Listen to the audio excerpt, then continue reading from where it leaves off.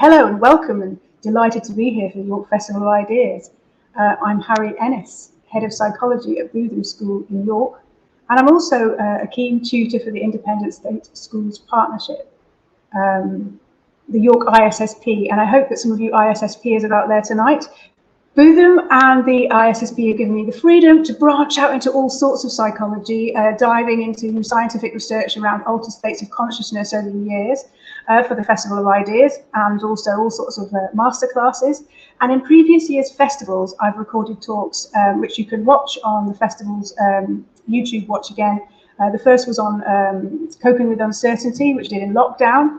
And then more recently, paradoxical lucidity and near-death experiences, which is a face-to-face one, but is also recorded. So, welcome to this talk, In Your Dreams and Other Altered States. And we're going to delve into the fascinating world of what happens when you close your eyes and fall asleep. I often take for granted this amazing ability to be able to change my state of consciousness at will and become unconscious on purpose. During which time, like everybody else, I dream several times a night for about 2 hours in total. And yet, humans forget 90% of their dreams. Indeed, some say they have never remembered a single dream ever. This is rare, about 1 in 250 of us. Okay, so it's been said that waking up is like unintentionally diving into water while holding some sand in your hand. The sand represents how hard it is to actually hang on to the memory of your dream. Yet some dreams can be recalled vividly in great detail. So why? Do they have an important meaning? I tend to remember my dreams in bouts and then none for a while. I've been remembering a lot recently. Wonder why that might be. And there are some dreams, which are literally awesome, and others which I'd rather forget, like the ones where I'm embarrassingly underdressed in public. But that doesn't put me off from exploring the various theories behind what's happening in our brains when we dream. I have put together a lot of research into the science, and I'm going to try to keep the technical language down because I know we've got some younger audience members. Do remember you can ask questions, you can email me. There is so much of interest, and I'm going to try to at least touch on the earliest interpretations of dreams, and Jung's and Freud's controversial dream theories, but certainly on the latest scientific evidence from neuroscience. I'll definitely include some tips and insights that might help you solve some of your own troubling sleep phenomena. Who knows, maybe by the end of this talk, I'll have a better understanding of why my brain thinks it's appropriate to show up for a lesson to teach in my pajamas. So, let's see. I want to thank my students and colleagues for some of the fascinating accounts of dreams in the lead up to this talk. For example, being visited by Tutankhamun, love to do that. Finding out what it's like to actually be Amy Winehouse. Flying dreams, falling teeth dreams. Sleepwalking, lucid dreams, meaning when you become aware that you are in a dream and in some cases can take control of your dreams. But let's start with some common features of dreams. They're often bizarre, we don't notice at the time, and the memory of them often slips away. Dream amnesia, that's called. So we're endlessly fascinated by our dreams, and it's great that psychologists have come up with brain scanning equipment that we can measure sleep and dreaming with. For example, the fMRI, which allows us to monitor changing peak blood flow in the brain in areas with specialized functions. And also polysomnography, which uses electrodes to measure activity based on your brain's electrical signals. In both types of brain scan, a deeply sleeping brain looks very different from an awake brain. But a dreaming brain at first glance looks a lot like a waking brain. However, fMRI neuroimages reveal that there are important differences. Several brain areas even have higher blood flow than when you're awake. They're shown in red here. Things like the pontine tegmentum, amygdala, hippocampus, great names.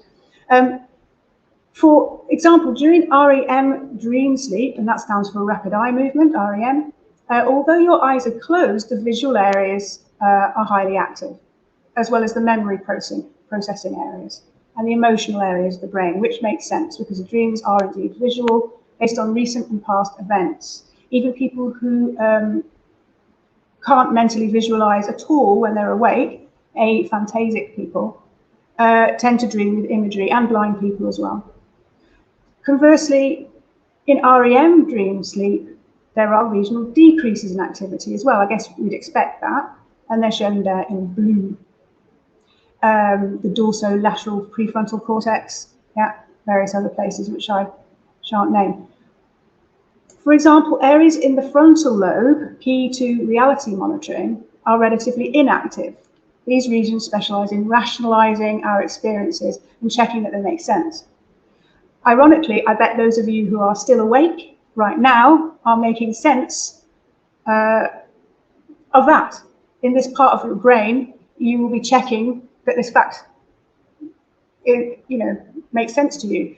And you may be reflecting upon how, until you wake up, your brain doesn't say, hey, wait a minute, that can't happen, even though there's absolute bonkers elements in your dreams that really don't make sense when you reflect on them. Similarly, while some areas that temporarily store recent memories of the day's events are highly active, like the hippocampus, areas that would help you remember the dream itself are less active. So again, that makes sense with dream amnesia. The final one I will point out is relatively low activity in an area that helps you distinguish yourself from others, but more on that later. The brain usually protects us from spurious information like hallucinations being treated as real events. And I suppose dreams are similar to hallucinations in that way. Dream amnesia is important to keep waking events separate from our dream life. Apart from certain areas of the brain being damped down during dreaming, there are also lower levels of noradrenaline, also known as norepinephrine. And that's known to be important for effective memorizing. Normally, noradrenaline is released when we're focused due to emotional investment in something, which helps with memorizing things that are meaningful to us. We kind of tag them in the day, and yet not in dream sleep. Interestingly, we're unlikely to recall the contents of our daydreams and mind wandering as well. Humans are actually great at forgetting non-essentials, and I often wish I could remember more, but I tend to take for granted how good my brain is at decluttering my mind of the useless stuff. In fact, many of our thoughts, not just the ones that are happening when we're dreaming, aren't stored. Research has established that sleep's key role is as much about forgetting as remembering. And I suppose this is one of the reasons why sleep deprivation makes us feel so discombobulated. So another way of imaging the brain is this polysomnography, which comes from a combination of Latin and Greek words there. And to measure sleep properly, we need many signals to give us clues about which stage of sleep we're in. A polysomnograph is a picture like this one at the top, generated by an EEG machine. Think about it like an ECG in the hospital that can measure your electrical activity in your heart with electrodes. Boop, boop, and the EEG measures electrical signals over the brain's surface and the face muscles as well. The overall brainwave pattern recorded can show what stage of sleep you're at, and we name the waves into frequency bands, and this shows the pure waveforms here, given Greek names, alpha, beta, etc. If we start with the high frequency gamma, and when that's dominant as a brainwave over the surface of your brain, we tend to be in a brain state that allows us to be highly focused on an activity and unburdened by a sense of self-awareness getting in the way of peak functioning. This is referred to as it being in flow or being in the zone. And if you do think about the way you feel when you're at this kind of brain state, you tend to feel energized, full involvement, things seem easy and inevitable. People with naturally high levels of gamma tend to have better memory, better concentration, higher IQ, and they sort of seem to enjoy less angst as well, more receptiveness to ideas. But what's more interesting is that practicing mindfulness and meditation can increase your gamma wave during the practice and then leave you with higher baseline levels of gamma even when not meditating, which seems worth pursuing, to say the least. These monks here, you can see them, they're wearing one of these portable EEGs, which I've invested in for the psychology department. And they'll be showing their gamma wave data, showing it off on the laptops there. And there is some evidence that short bursts of gamma wave activity during dream sleep are actually related to memory consolidation. However, the dominance of gamma wave is largely absent from sleep and dreaming, normal dreaming that is, except when you're in a lucid dream, when you become aware, as we said, when you become aware that you're dreaming.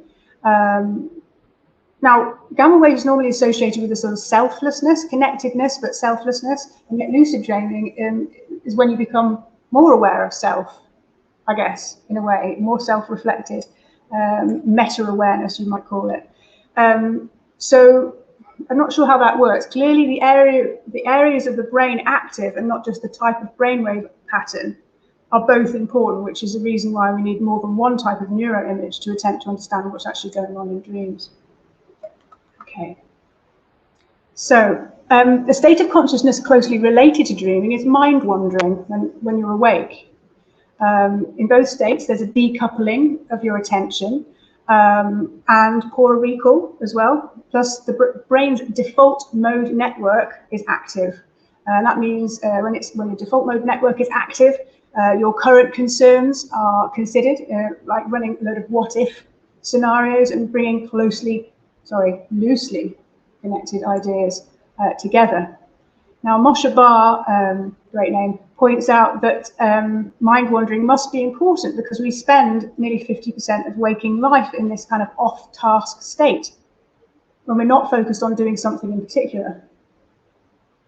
Whenever we let our minds rest or our minds involuntarily wander off track, the brain's default mode network takes over. This takes considerable energy to run, even though it's the brain's resting state, which is counter to what you'd expect from an evolved power down type state. Like dreaming, although the content of the mind wandering is not well remembered, mind wandering supports factual recall of the tasks that you were doing when you were focused. However, unlike flow states in mindfulness meditation, where being present in the here and now can be pretty peaceful and delightful, mind wandering tends to be an unhappy state of mind. We tend to reflect on our life's most present concerns, albeit in an unconscious way, and ruminate about ourselves, past and present and future. However, what I've learned from Moshe Bar is that although mind wandering can be done in the brain's kind of narrow focus mode, in that ruminative, repetitive, stuck type of mind wandering state, if you mind wander in an open-minded, creative, associative brain mode, which is another kind of continuum that our brains run along, it's pretty joyous. And so perhaps much like dreams, which tend not to be happy either, lucid mind wandering, like lucid dreams, can steer us in a happier direction. Our default mode network contains automatic negative thoughts, or ANTs, automatic negative thoughts. And this self-defeating negative pattern of thought is hard to spot and therefore hard to challenge because we're not conscious of it. We don't know that we're doing it. However, with some initial conscious practice, you can start to reroute towards optimistic, creative type of thinking and make that an unconscious habit instead, often trying to sell this idea to help my students with their kind of peak performance.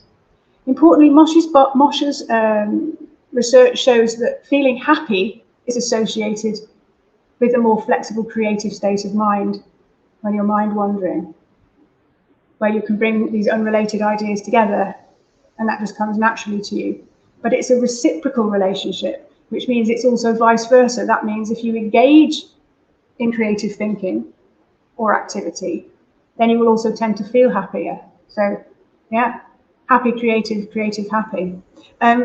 You can't, of course, be in this kind of expansive pie in the sky type mode all the time, otherwise you'd be probably suffering from mania. It is a sliding scale, and you do need to actually go and check the practicality of your ideas, again, using that kind of reality checking area, I guess, of the brain. Mind wandering can plague us at night as well. Rumination in the middle of the night can keep us awake. And if you wake up and your default mode network mulls over your most pressing concerns, it can feel worse than in the day because of your brain's physiology. Night thoughts can be awash with doom and gloom that's not present in the day. So whilst your default mode network can be a savior, yeah, for example, you finish a task and you let your mind wander, and then I'm supposed to be at the dentist. Oh my goodness, and you're so pleased with your brain for actually telling you. But if it does this at night, it's not quite so good. And this Fitbit readout here of mine, you can see that in the morning, you see that big red blob. And I put on my audiobook, in this case, it was Walker's Why We Sleep. And I was back off to sleep fairly soon. I didn't go into sort of super bad rumination. But what I want to show you is that I was aware of that awakening, but I was not aware that I was awake for a few seconds on about 100 other occasions in the night. Can you see the tiny little red specks? Yeah? And this is perfectly normal. We all do it. They're caused by a brief noradrenaline spike involved in memory consolidation, yeah, which then drops back down again. Now, but if your stress hormones are too high, or your default mode network is too, full-on dentist appointment panic mode, then you'll probably wake up fully. Research into how to reduce this supplies a really great top tip, which is write a to-do list before bed. Sounds a bit stressy, but apparently it seems to work. So the research shows it's better than writing a diary. It's better than writing a what I've achieved today, feel good about kind of list as well. I think because it puts the default mode network to bed, so to speak. And so when you wait for a few seconds, you're not in dentist mode. You're like, nope, the to-do list's all ready for me for tomorrow. For those of you who find it hard to drop off in the first place, there is lots of classic sleep hygiene advice. De-stress, avoid caffeine, avoid alcohol, turn your screens off, long before bed, or at least put them on red mode to keep the blue light from shining through your eyelids or even through your eyes and breaking down melatonin. Make your room dark and comfy and cool. And there's loads more useful advice in his book. So let's now jump briefly to the slow wave sleep. Think delta dominates in deep sleep. It's these regular pulses flowing between 2 and 4 times a second, and it's important for healing and regeneration. The brain flushes out toxins, and we all know what it feels like if you don't get enough of deep sleep.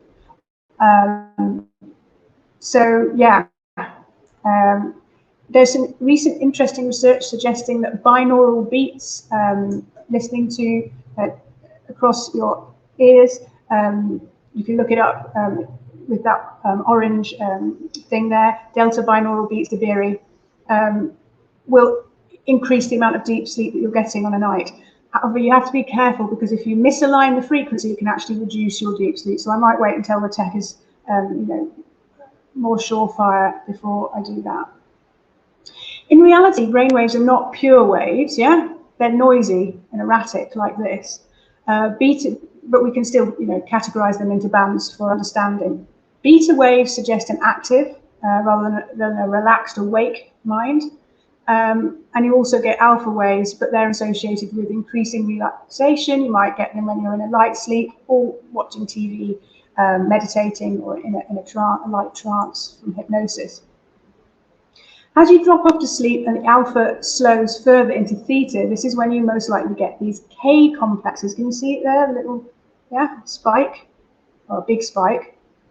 This can happen if there's a noise in the environment as you're dropping off, but it can also happen spontaneously for no reason. It just does it. And it's like a startle jump, but you often remain asleep, and you might have seen sleeping creatures twitch in the early stages of sleep. Sometimes you get a hypnic jerk, and it does wake you up. And then you can often have a sensation or dream, I guess, that you're slipping or falling. This is when it seems to be that when your reality checker, your dorsolateral prefrontal cortex, just comes back online suddenly as you wake and tries to make sense of the startle jump, and ends up with the slipping type interpretation, a mini jolt dream. It's not fun. Some people get a lot of these, and there's some advice online about how to reduce them if that's bothering you. But before we leave this slide, you may notice if you compare awake at the top and REM sleep at the bottom, that they look very similar. And that's the bit this talk is really about, trying to explain what is referred to as paradoxical sleep. Paradoxical because our brains do this thing that looks like we're awake when we're supposed to be resting in a restorative sleep. So why are we expending all that energy? Okay. So we've seen that the waveband lines from brain electrodes indicate the sleep stage you're in. Yeah, and you also have to look at the chin and the eyes. And as mentioned, the stage of sleep most strongly correlated with dreams is REM. Interestingly, it's possible to dream in non-REM sleep as well, but they tend to be less vivid, less bizarre, just kind of normal everyday stuff like conversations and packing your suitcase. Boring kind of dreams, really. On this simplified EEG here, you can see, this person you might be able to spot would not be in dream sleep. In REM, your eyes would show activity and your chin would show flat line, due to the paralysis mode to stop you, you've got sleep paralysis to stop you acting out your dreams. And in REM sleep stage, the motor cortex is offline. It's not perfectly shut down. You might get a bit of sleepwalking and sleep talking rather, and moving about. And people who do sleepwalk regularly may have a faulty sleep paralysis mechanism. But the opposite problem is when people start to wake up before the protective sleep paralysis movement block has switched back on. Okay. And as you may have experienced yourself, people often incorporate stimuli like, I don't know, an alarm clock going off in the real world, into their dream. This artwork called The Nightmare is a famous depiction of sleep paralysis with a demon visitation. In actual fact, the mare in Nightmare, which sounds like a female horse, comes from the verb, from the Norse mara, the Old Norse mara, which comes from the verb meren, or crusher. And the mara is a person with magical attributes who rides you for the pleasure of pure wickedness.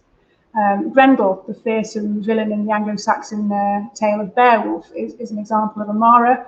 And in subsequent centuries, we see all sorts of different demons. The incubus in Latin was one of the early documented sleep paralysis visitors, and that literally in Latin means to sit on. So some people have sleep paralysis quite a lot, and 50% of the population claim that they've experienced it themselves at least once. And certainly cultural stories about sinister visitors are likely to have shaped and worsened people's experience of sleep paralysis through the centuries. And I don't suppose treatments for demon possession will have helped much either. It seems that neuroscience, however, can actually vanquish the demons. Learning about the following explanation seems to put the demons right off, and they reduce in their visit frequency, and they become sort of weak shadows of their former selves. So here goes. If you are in a hypnopompic state, that's the hinterland between awake and asleep, and the normal brain sleep paralysis mechanism remains switched on, this can lead to a disturbing experience of feeling crushed when you try to breathe in deeply. And then if you feel trapped, I guess that would lead, it's going to lead to you trying to move your limbs, and you discover that you can't move them either, and then the fear sets in. Other elements of your sleeping brain then will cause a hallucination, like a waking dream. And of course, the contents of the dream depend on things like your brain chemistry of fear and your belief in the paranormal and your cultural stories, which is called cultural priming. Different cultures have different apparitions, but they all tend to be humanoid. So why is that? This is where it really gets interesting and more convincing as well, I think, as an explanation. Remember the brain's temporoparietal junction? I don't even know whether I mentioned it, but it's one of those areas which is damped down in dream sleep.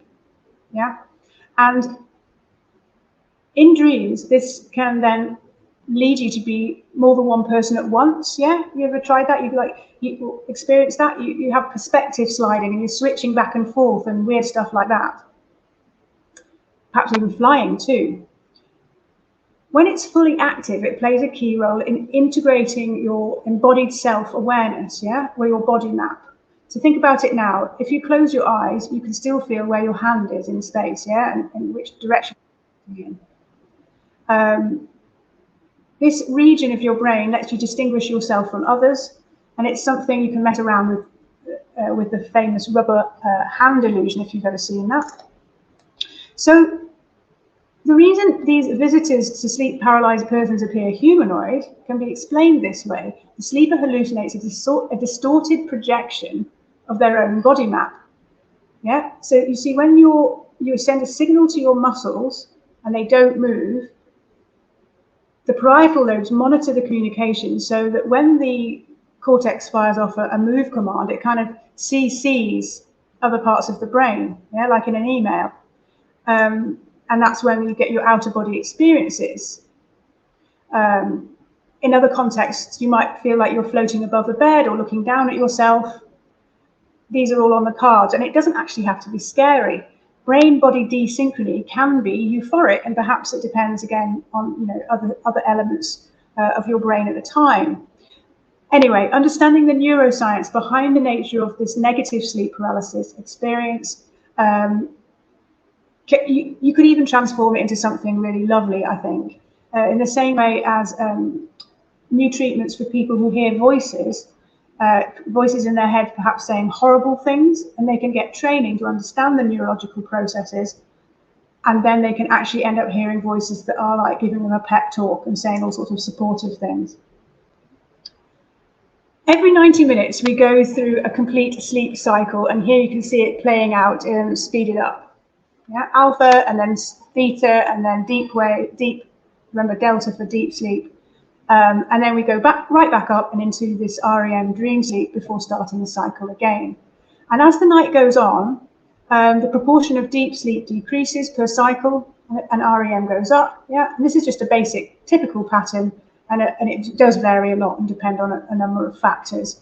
If you have a Fitbit, you'll be familiar with that sort of readout. Typically, people drift off in stage 1, very light sleep, people and cats. And at this point, you might have a hypnagogic dream. Okay, up to 1/3 of people experience visual hallucinations like these prior to falling asleep. When they're half awake, the brain waves have slowed, but they're still conscious. And this can last for a few seconds or minutes. It can be dots and lights, or it can be complex geometric patterns, or repeating images like faces and bizarre animals. If you've been driving for a long time in the day or playing computer games, you might get these kind of screen dreams as well.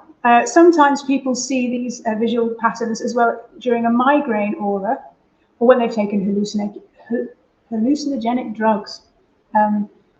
People used to think the patterns were generated by the confused brain, but it's now understood that the patternation is actually always there. It's always present due to your brain's neural architecture and the way that brain cells fire off normally when you're awake. But the alpha wave patterns that run over the surface of your brain normally do a great job of filtering out this disturbance to your vision. That then, if the alpha waves give way to slow wave and you're still asleep, the patterns re-emerge, and you can be conscious of them. And the way you interpret the patterns then, you know, is it balloons or skulls or paisley? Again, that's a bit like the sleep paralysis hallucination. I guess it depends upon your state of mind and all sorts of other things. We see faces in trees and household objects all the time, don't we? So what about typical dreams? That's really what this is about. What are they like for most of us? Well, some are joyful, but 75% of our dreams are associated with sadness, apprehension or anger. And like mind wandering, you know, again, which can be pretty a miserable state of mind. But it also has this, you know, why is it that we've got these concerns? I guess because it's about problem solving and allows these loosely connected ideas to be brought together. Analogies and metaphors can lead to breakthroughs. And in fact, dreams may certainly play a role in creativity and ingenuity. They certainly have. Here's some on the screen now. Other breakthroughs: Einstein's theory came to him as part of a dream involving cows. Kekulé's famous snake dream for the benzene ring structure, and Mendeleev and his periodic table. I think Paul McCartney in Yesterday as well. There's been some recent research or recent rise in research backing the belief that dreams are like a less extreme form of psychedelic therapy. I don't know whether you're aware of the therapy aided by psychedelic drugs like psilocybin and ketamine, which is very promising for depression and alcoholism. The dreaming brain does look a lot like a psychedelic brain, and in both states, the brain is able to, again, make these loose connections, come up with solutions, plan for the future. And indeed, it's possible to intentionally harness this. Before sleep, if you can set yourself a task to solve, you may well wake up with an answer in the morning. We say sleep on it, don't we? Daytime nappers may enhance their creativity significantly by setting themselves a dream theme. You can incubate on purpose by recording a suggestion that you know is going to play as you drop off, and then nap and wake up and write down what you remember. In fact, some people even hold an object in their hand so that when they drop off and they let it go, they wake up during the dream and they get even greater results. And this is helpful for, you know, artists, poets, scientists, the lot really. So, big theory number one: dreams seem to be overnight therapy. Walker, who wrote the book I was recommending, reminds us that one of the striking things about REM is the suppression of the fight or flight response chemical noradrenaline. In the day, high arousal makes for better recall, but when we're asleep, you get the spikes for selective storing of certain memory traces. But overall, your noradrenaline level is lower. Yeah. This means that dream processes themselves are hard to remember. Yeah, if you remember that. Indeed, this is where the therapy comes in. Yeah. So dreams are a low stress replay of recent events, and that enables us to reprocess the emotional memories. Yeah, with two useful outcomes. So we can selectively integrate the useful details into our experience bank, our schema modification, for those of you who know about schema. And you can learn from the experience, yeah, without waking up, because the distress is lower. And then you can also discard the unimportant details. But secondly, you can actually reduce the painful emotional charge of the when you're storing the memories, not just sort of for facts, but for autobiographical details, they're stored with a lower level of emotion associated with them. So therefore, we can recall our traumatic events or mildly stressful events without having to relive the full emotional intensity of that moment when it happened. Strong support comes from treatment for PTSD. They often have recurring nightmares that plague them. And actually, if you can treat the nightmares, that reduces usually the waking life symptoms as well. It seems that in PTSD, the stress hormones don't go low enough, and so you don't finish the dream process, and it can't give you the de-stressing job that it would normally do. So if you can artificially lower the levels of noradrenaline, you get a longer, more normal REM, and you get a sharp reduction in nightmares. And then the other things like flashbacks also seem to reduce as well. So yeah, dreams seem to be a major protective mechanism, allowing us to be resilient to the effects of trauma.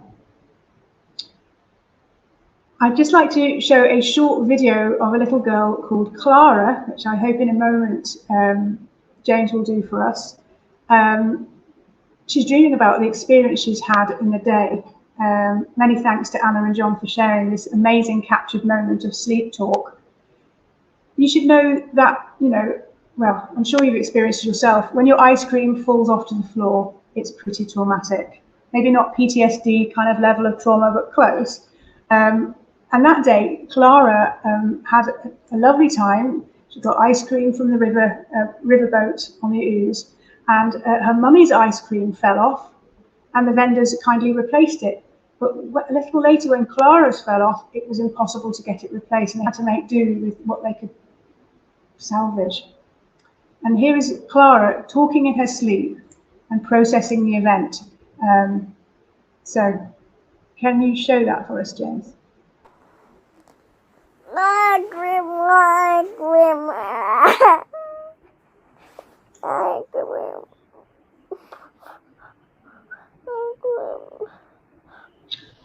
Oh, I have a funny feeling we might not be able to hear the sound. I might have to do the voiceover. She's saying, you might be able to hear the sound, but I can't. She's saying, ice cream, over and over again. Well, I hope you could hear that. Really great demonstration of the effect of dreams. So, some of us never remember our dreams. Are we missing out? Is the dream process forgotten because it's meaningless? About a third of us recall our dreams rarely, and a third of us remember them most of the time. So what's going on there? Are they meaningful or meaningless? So the activation synthesis theory of dreaming would suggest that there's no meaning to dreams whatsoever. We forget them for a good reason, because according to this theory, they are not meant to be recalled. Yeah, no wonder they make no sense, because they are random firing of the nervous system. Every 90 minutes or so, we have to move out of deep sleep to reactivate the brain periodically, so that if we do need to wake up, we're not so powered down that we fail to survive the threat. This is an evolved mechanism. The activation, then, the random activation, is followed by the synthesis. That's that if you become consciously aware at that point, which you're not meant to really, according to this theory, then your REM only seems meaningful because of the part of your brain that brings meaning in your waking life is so good at generating meaningfulness. When you're awake, there's lots of missing input, there are inconsistencies, there's mismatches from our senses. Think about how lip sync, you can have a big mismatch between what you hear and what you see in time-wise, and you can still sew the two together. And the brain's great at sorting out, random noise and still making sense of everything. Lived experience of semi-lucid dreams with an epic narrative, though, suggests to me that this can't be true of all dreams. I think the AIM model here is useful, but I feel that the idea of complete randomness is just unsatisfactory. There's too much evidence for memory processing in dreams to consider the activation being entirely random. However, the random element may be key to dream function. This next theory is the overfitting theory, machine learning theory.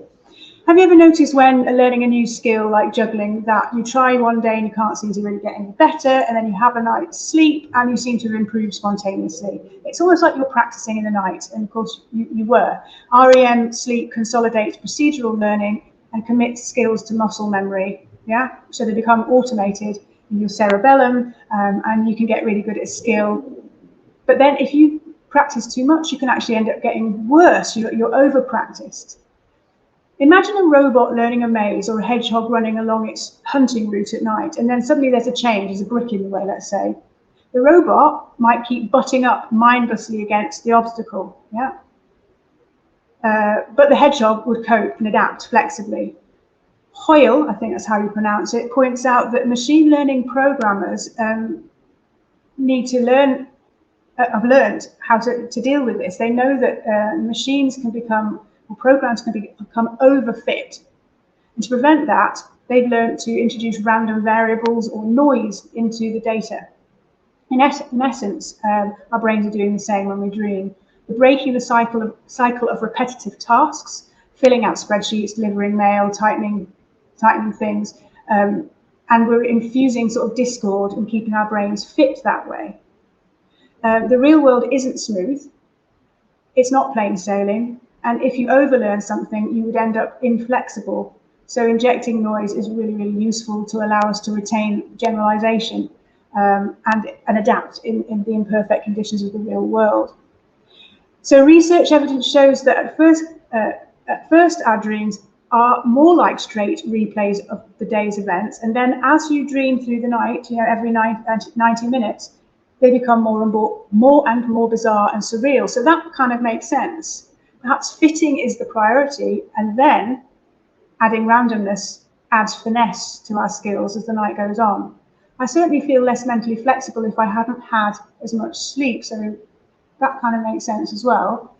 And of course, the more random end of the night are the dreams which we recall the most, because they're the ones we were most recent when we wake up.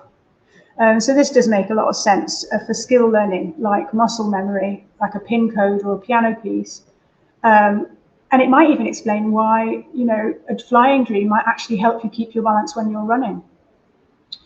Dreams that contain a lot of socializing and problem solving, though, don't at first glance seem to be the same sort of thing as practicing the physical skill.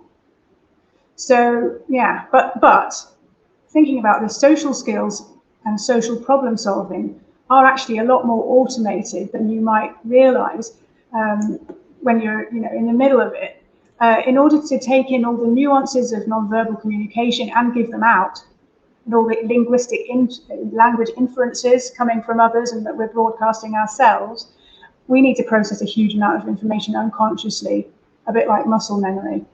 This sort of socio-emotional superpower just seems to flow out of us in social interaction. So perhaps the bizarre elements introduced by our brains in dreams keep us on our toes, so that actually we can remain that sort of reflective and questioning about what's going on, and again, avoid this overfitting, making us function better socially. Yeah, again, I feel I'm more meta-aware and more apt in conversation when I've slept well. So yeah. Another element of Hoyle's theory is that it takes the sort of nightly hallucinogenic type narrative and fabulous, unusual events into account, because clearly that relates to adding noise, and it also is an idea that it works for animals. Any dream theory should work for animals as well as humans. He adds the idea, though, that we might have added our interest in storytelling in Netflix and such, almost like adding even more of this, flexibility information into our lives. We almost have artificial dreams as well to make up for how complex our social learning needs to be. And obviously the storytelling goes back way beyond Netflix as an important element of human experience. Yeah, Hoyle mentions an important point. We need any dream theory to explain dreams in animals as well. Sleep promotes survival for sure, but what's the bare minimum? Bare minimum. REM dream sleep is ancient. It goes back 350 million years because mammals, birds, and reptiles all dream, and that was our shared amniote ancestor. Sleep reduces energy costs. It keeps us out of trouble, perhaps, as well, if we're not foraging or hunting or mating. If you're an animal exposed out in the open, you sleep very little. Elephants, giraffes can lock their knees and sleep for about 2 hours, but they only have a very small percentage of REM sleep. Little brown bat sleeps for 19 hours upside down. Frigate birds do 40 minutes in 12-second mini naps. So it does vary a lot. Top carnivores tend to sleep a lot. Yeah, if you've seen your cat, because they don't have to forage for long hours. Prey animals that can burrow sleep a lot. The avoidance of bustling is a good survival strategy. It avoids predation. But migrating birds and dolphins, cetaceans like dolphins, sleep one hemisphere at a time, and they've got one eye open to prevent drowning, and they don't seem to do REM dream sleep. So what's going on there? I wonder if they do extra daydreaming or, watch more Netflix or something to make up for it. Yeah, clearly REM is really important for humans. If you drink a lot of alcohol, or if you drink a little, it makes your REM go to the end of the night rather than the beginning. But if you drink a lot, it suppresses it completely. And then when you stop drinking, you end up with waking hallucinations called delirium tremens, which can be deadly. So clearly our brains will go into a massive rebound if we suppress REM sleep. So if dolphins and migrating birds sleep one hemisphere with one eye open and they do very little REM, then this makes this defense activation theory by Eagleman map very well. According to this theory, the brain needs to activate the visual system to protect it from being inactive too long in deep sleep. A bit like that other theory, yeah? REM is, but this is because REM is part of a battle for brain space. You can make as many as 2 million new neuronal connections per second. So when your eyes are closed, other senses like touch and hearing could infiltrate the visual areas of the brain, as they do in blind people, and take it over. So a lack of input from the eyes puts the real estate of your visual system at risk, and the brain has to find a way to protect it. Indeed, if you have a lack of input, like you're in the dark or in the Arctic whiteout, in as little as 20 minutes, human brains start to hallucinate or generate visual information, again, which maps. Moreover, our dreams are usually visual, even if we don't have a visual imagination. Remember the aphantasics. During REM sleep, the visual cortex is being stimulated by brain information coming up from the brainstem, even in people who are born blind. So this battle theory also explains why we sleep less REM sleep as we get older. Babies have 9 hours of REM per day. We don't. Why? Because our brains become less plastic and we make fewer connections per second as we age. So that kind of corroborates it. It might explain why grazers who only have 2 hours of sleep don't have a lot of REM. And of course, why unilateral sleepers like dolphins and birds don't need REM because they've got their eye open. Eagleman's hypothesis is ingenious, but it is difficult to falsify.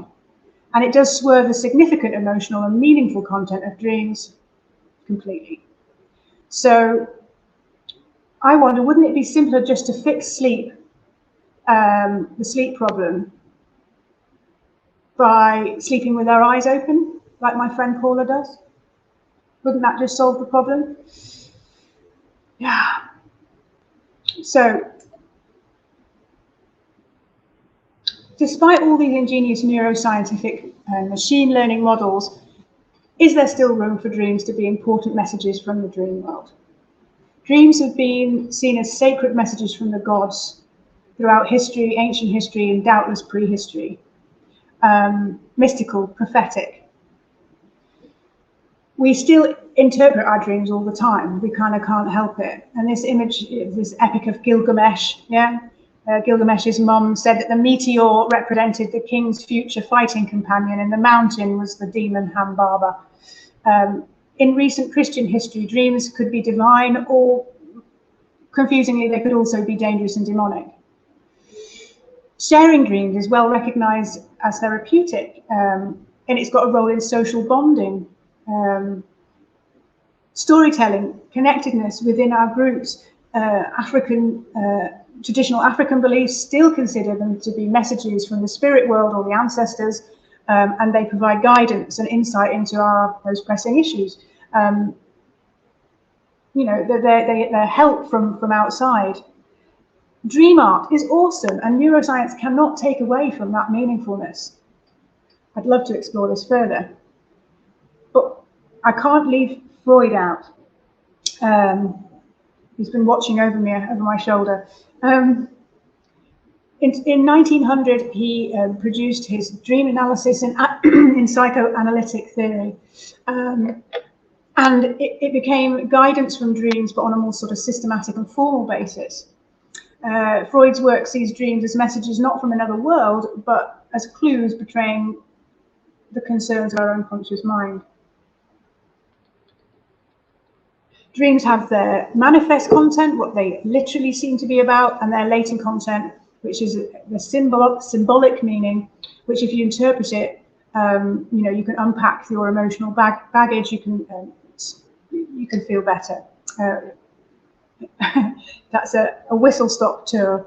But yeah, therapeutic detective work can gain insight into the symbols of what your dreams are really about and make you better.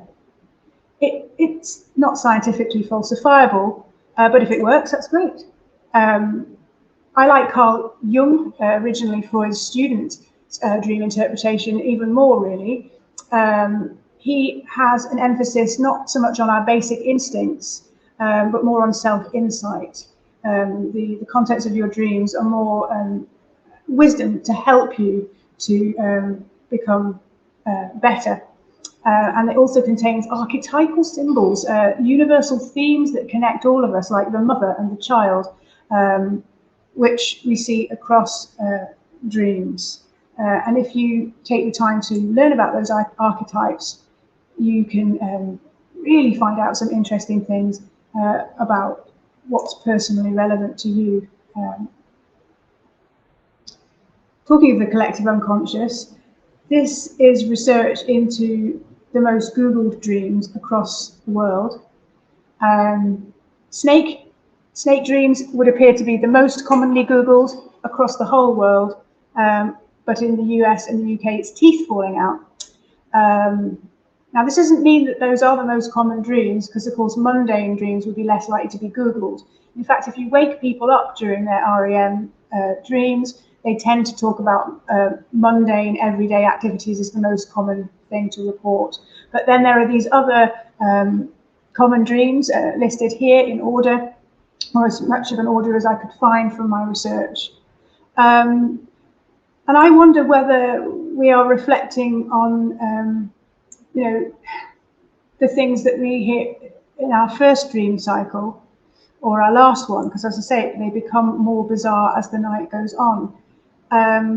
Is teeth dreaming incorporated into your dreams because it's something from the outside world? Are we priming ourselves by grinding our teeth, maybe? What about falling being the most common recurring dream? Is this a priming effect? It occurs to me. We constantly talk all the time about falling asleep, and I researched what other languages use as their phrase, and you know they do. There's a huge number of other languages who also use that, Spanish, Italian, Portuguese, Romanian, Catalan. Yeah. So is there some sort of priming? Do we dream about being naked or underdressed because we are at the time? Yeah. The students often ask me to analyze their dreams, and it often makes me giggle because they do seem to be both meaningful and often very transparent about what they're really about. I had a very quiet student tell me about dreaming of farting joyously in class and shooting up into the air and then looking down and seeing that she was going to bounce onto some jelly and being horrified because she realized that jelly is made of cow's teeth and feet and bones. Maybe that doesn't seem obvious to you, but it seems like symbolically that's the exploration of the ultimate conspicuous outburst and how it would feel from a student who's usually very quiet and doesn't express in class. And another student gave me a challenge. I'd said student dreams are easy to analyze, and so she said, oh, go on then, here it is. Basically a big empty space with a blue blob and a brown blob, an invisible wall, and then a cat leaps out of the blue blob and it turns into 3 mini Nutella packets like the ones you find in a hotel breakfast buffet. And okay, that does seem, I thought, yeah, okay, that does seem pretty difficult to analyze, talk about bizarre. So I actually got ChatGPT to analyze it for me in very topical AI style. I asked ChatGPT to give me a Jungian explanation. The empty white space symbolizes potential and new beginnings. The blue and the brown blobs are archetypal images with vitality and flexibility within your unconscious. The invisible wall signifies a division within yourself, calling for exploration and integration. And the appearance of the bright blue cat matching the blob's color suggests the emergence of an archetype associated with independence and intuition. It crosses the wall, suggesting exploration of hidden aspects of yourself. And the transformation into 3 Nutella packets represents a shift in perception and awareness related to overindulgence. The dream encourages you to pay attention to your intuition with playfulness and find nourishment through harmonious integration of the self. I did tweak it a little bit, but yeah, that was AI. I shan't read you the one that I asked ChatGPT to do in Freud, in the style of Freud, because it's rather inappropriate. So, in my opinion, what you think there, if you think there's therapeutic value in dream analysis, then there is. Self-reflection towards self-understanding is almost always a good thing. And in life, even if life is ultimately meaningless, then any meaning we give it emerges out of the meaningless like magic. It's one of those great paradoxes. I really like Deirdre Barrett's middle ground quote just here. Now, I think we've got a few minutes now to share the poll results. Thank you very much for filling in the poll. I'm interested in the brain process when people drift in and out of consciousness at the end of life. Yes. Yeah, so do you know, I can answer that question easily by saying watch last year's talk on paradoxical lucidity. There's some amazing research findings there that, in terms of neuroscience and looking at brain states as people are dying. As soon as I become aware I'm dreaming, going towards a lucid dream, I wake up. I'm an aphantasic. If that affects it, is there any known reason for this?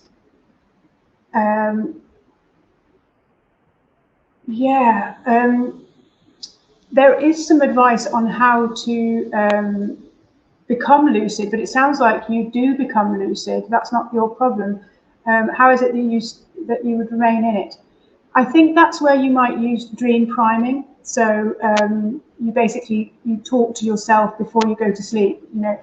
the way people become more lucid tends to be that they'll recognize common dream themes, and so before they go to sleep, they'll say, "Hey, Harriet, if you dream about being naked in public, remember that you're probably in a dream, and that can, but remember to stay asleep."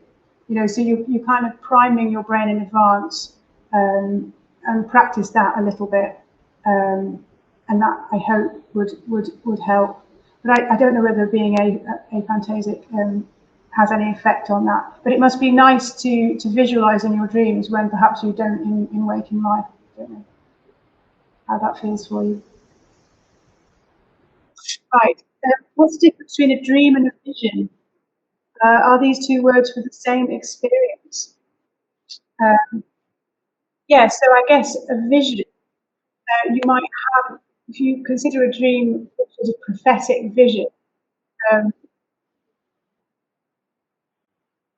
yeah, then you call it the same thing. But if you had a hallucination where you were visited, you might also call that a vision as well.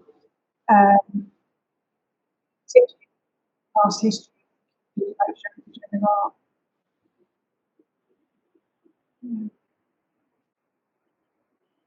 Certainly, hallucinations are waking dreams, and there's such a lot of interesting stuff going on in terms of understanding the different dimensions involved. Again, I shared something about this thing in the last talk, a model by Marshall,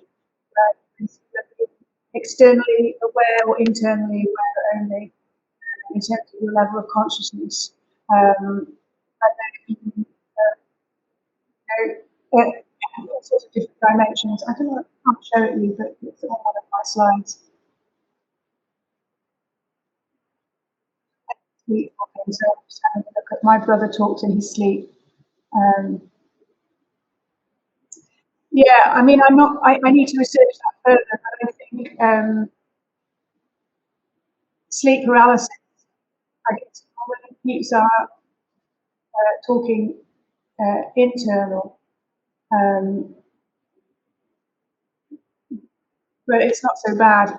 Obviously, talking in our sleep is more dangerous. So I guess evolution won't eliminated that successfully.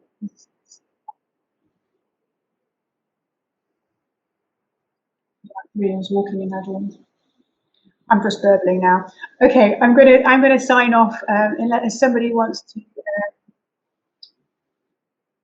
chat to me about a specific thing. Oh wait, I've got a burning thing. I'm going to and say thank you so much for being here. I hope you